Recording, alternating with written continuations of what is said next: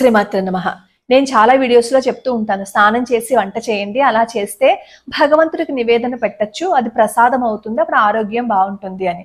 కొంతమంది నాకు కామెంట్లో పెడుతూ ఉంటారా, రాత్రి మేము అలసిపోయి ఇంటికి వస్తాము, ఉద్యోగం చేస్తే తెలుస్తుంది, ఈ స్నానం చేసేసి వంట చేయమంటారు, ఎలా కుదురుతుంది, ఇంటి పనంతా చేసుకోవాలి కదా, మళ్ళీ ఒళ్ళంతా అసహ్యంగా అయిపోతుంది, అందుకే అన్ని పనులు అయిపోయిన తర్వాత స్నానం చేస్తే హాయిగా ఫ్రెష్గా ఉంటాము అంటారు.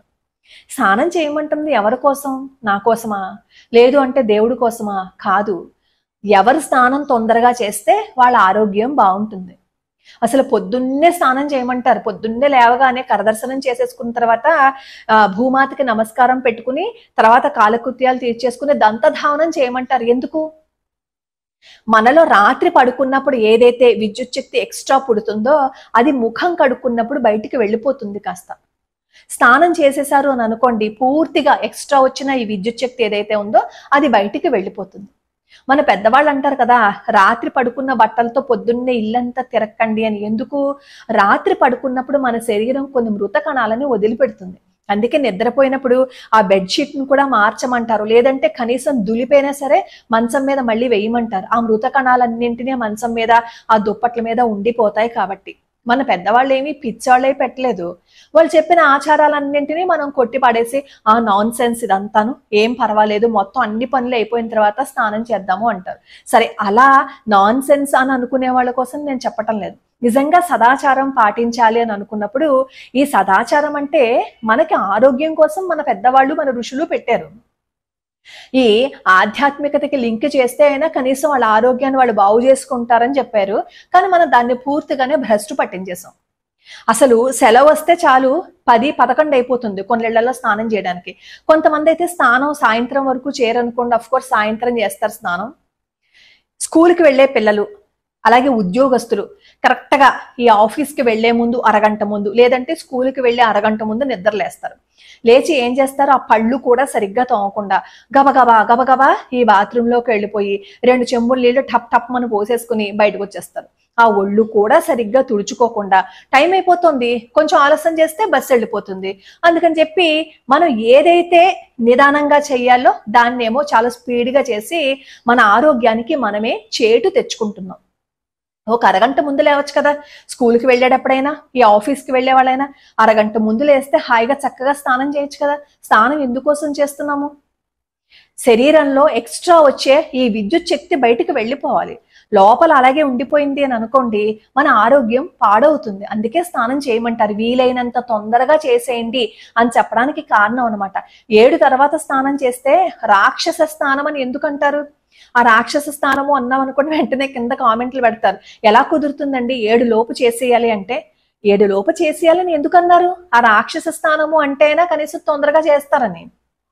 ఎక్కువ మన శరీరంలో ఏదైతే ఉత్పత్తి అవుతుందో ఆ విద్యుత్ శక్తి అలా ఉండిపోకూడదు, అది బయటికి వచ్చేయాలి, బయటికి వెళ్ళిపోవాలి. ఈ స్నానం చేసినప్పుడు ఏమవుతుంది, బయటికి వచ్చేస్తుంది అనమాట. అప్పుడు హెల్త్ బాగుంటుంది. అందుకే చూడండి, కాస్త అలసిపోయి వచ్చినప్పుడు కాసేపు కూర్చుని స్నానం చేసాము అని అనుకోండి, ఎంత ఫ్రెష్గా ఉంటుంది.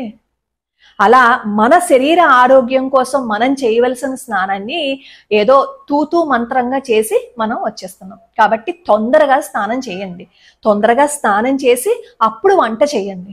రాత్రి మీరు పడుకున్నప్పుడు ఈ మృత కణాలన్నీ ఉంటాయి. మన పెద్దవాళ్ళు చెప్తారు కదా, నిద్రపోయి లేచిన తర్వాత ఆ బెడ్షీట్ని రోజు ఉతకమంటారు. పోనీ రోజు కనీసం ఉతకక్కర్లా, దాన్ని కనీసం దులపమంటారు. ఎందుకంటే ఆ మృత కణాలన్నీ దాని మీద ఉండిపోతాయి. మళ్ళీ దులిపి మళ్ళీ బెడ్షీట్ వేయమంటారు. ఇవన్నీ మనం పాటిస్తామా? ఇప్పుడు మళ్ళీ బెడ్షీట్ ఉతకమన్నాము అని అనుకోండి, అదిగో ఫలానా చోట హేమగారేమో ప్రతిరోజు బెడ్షీట్ ఉతకమన్నారు, ఇప్పుడు సమయంలో కుదురుతుందా? ప్రతిరోజు బెడ్షీట్ ఉతకమంటే ఆరోగ్యం పాడైపోతుంది కదా అంటారు. కనీసం ఉతకలేని వాళ్ళు దులిపైనా వేయమన్న కారణం ఏంటంటే ఆ మృత కణాల డెడ్ సెల్స్ అందులో ఉండిపోతాయి. అలాగే మన శరీరం వదిలేసిన ఏవైతే విసర్జన ఉంటుందో, ఏదైతే వ్యర్థ పదార్థాలు ఉంటాయో ముందు మన శరీరం నుంచి బయటకు పోవడానికే స్నానం చేయమంటారు. అది పోయి అది చేయకుండా ముందు వంట అంతా చేసేసి, ఇల్లంతా తిరిగేసి, అన్ని పనులు చేసేసి అప్పుడు స్నానం చేసి పూజ చేస్తాము అని అంటున్నారు. అది కరెక్ట్ కాదు. ఒకటి, మీ ఆరోగ్యము పాడవుతుంది. పిల్లలకి స్నానం చేయకుండా వండి పెట్టడం వల్ల వాళ్ళకి పెట్టిన ఆహారం ఏమవుతుంది? ఏదో మీరు అన్నం పెట్టినట్టు అవుతుంది. అదే మీరు స్నానం చేసి భగవంతుడికి నివేదన చేసి పెట్టారనుకోండి, అది ప్రసాదం అవుతుంది. పిల్లలు చక్కగా తిని కండపుష్టి పట్టాలనే కదా మీరు కూడా చక్కగా హాయిగా ఎన్నో రకాల వంట చేస్తారు. మరి ఆ చేసే వంట స్నానం చేసి ఎందుకు చేయరు? అక్కడికి వచ్చేసప్పటికే మీకు ఎందుకు అంత ఇబ్బంది అయిపోతుంది? ఒక్క 10 నిమిషాలు చక్కగా స్నానం చేసేసి వంట చేసేసి ఇంటి పనులన్నీ చేసుకుని కావాలనుకుంటే అప్పుడు చేయండి మళ్ళీ స్నానం. పొద్దున్నే స్నానం చేసేసి దీపారాధన చేసేసుకుంటే ఎంత హాయిగా ఉంటుంది చెప్పండి. దేవుడి గది ఒకటి తుడిచేసుకోండి, చక్కగా వంట చేసేయండి, దీపారాధన పెట్టుకోండి. మీరు చేసిన వంటను భగవంతుడికి నివేదన పెట్టారనుకోండి, ఎంత బాగుంటుంది. అప్పుడు మిగతా పనులు చేసుకోండి.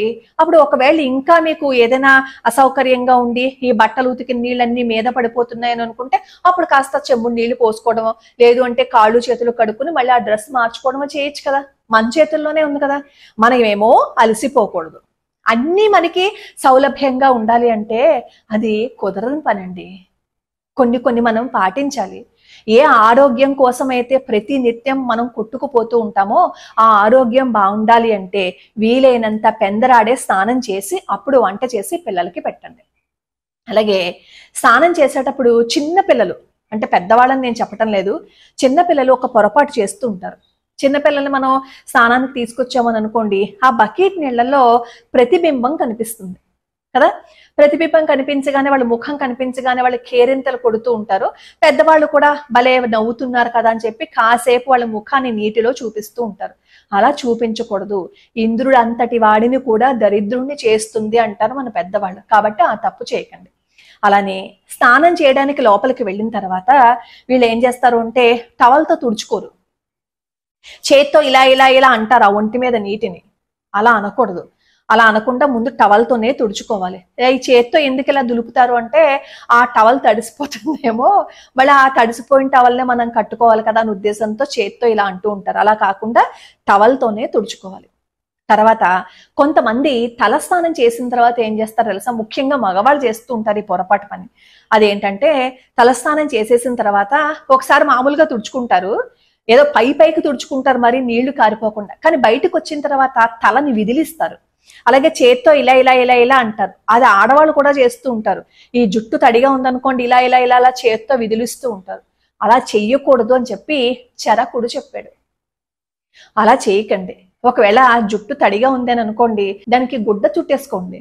ఆరిపోయిన తర్వాత అప్పుడు ఆ గుడ్డను తీసేసి బయట దండం మీద ఆరేసి అప్పుడు పూజ చేసుకోండి. అలాగే పూజ చేసేటప్పుడు కూడా ఈ తలకి టవల్ కట్టేసుకుని ఆ టవల్ ఉండగానే పూజ చేస్తూ ఉంటారు.